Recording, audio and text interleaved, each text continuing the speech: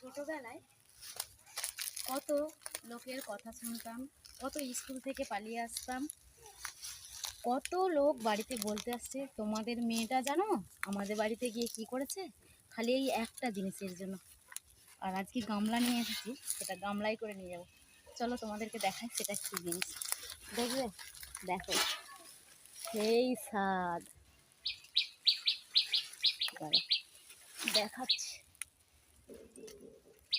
টকুল পুরো দেখতেই পাচ্ছ, বুঝতে পারছো যে গাছটা কি প্রচুর কাঁটা এই কুল গাছে। এই দেখো, এই দেখো অনেক বড় বড় আছে, কিন্তু আমার তো ছোট মানুষ, আমি আমার হাত পাই না।